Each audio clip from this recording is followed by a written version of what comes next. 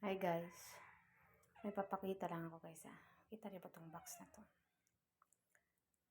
Dala ng anak ng lalaki. Charang! O, diba? Marami yan kanina. Nakain na namin. Siguro sa isang buong cake siguro. Parang 2 slice ang nakuha. Kasi Teacher's Day nila. Sa school nila. Huli nga huli yung private. Kasi yung anak ko kasi guys, nasa private siya nag-aaral ngayon. Kasi gusto talaga niya nung unpa. Tapos, ano man yan siya, yung player ng soccer ba, football soccer. Tapos, merong nakaano sa kanya, parang discover, na isang teacher din na doon din nagtuturo na parang if makapasa siya sa exam,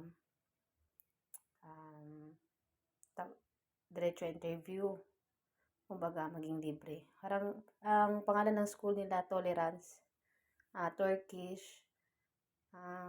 Basta may makalasan mga classmate niya, may mga ibang lahi, mga Turkish, tapos parang Lebanese, mga ganun, parang mga ganun, basta ibang lahi ang niya. Kaya ang gamit nila sa school talaga is English talaga.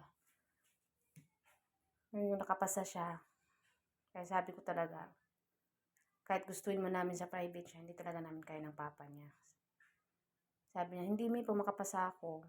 Sabi niya, yung teacher daw niya, parang mag-ano siya ng exam, parang scholar ba. Kaya,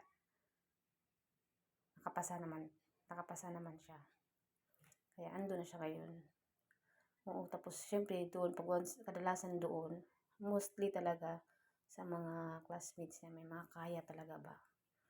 Kaya, minsan natataka ko sa anak ko, pag dinner, hindi na siya kumakain.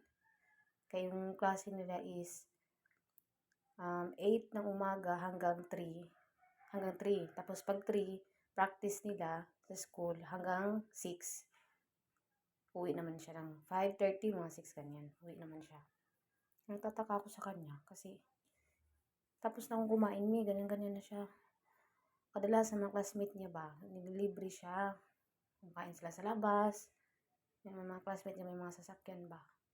May mga kaya. Tapos mga na teacher niya, mga mama ng classmates niya, nililibre sila lahat. Parang gano'n nangyayari. Kaya sabi ko sa kanya, anuhin niya yung pag-aaral niya. Kasi hindi porket scholar ka, kailangan maintain mo talaga yung grades mo. Kaya yun ang lagi namin sinasabi sa kanya. Kaya takag ako nagdala siya. Hindi ko na, sabi ko ibigay na sa sabihanan ko, sister-in-law ko. Kasi dalawang na yung slice na nakain ko. Masarap naman siya kasi parang hindi siya masyadong matamis ba. Siya parang yung nasa taas. Parang leche plan cake siguro to. Yan lang, share ko lang.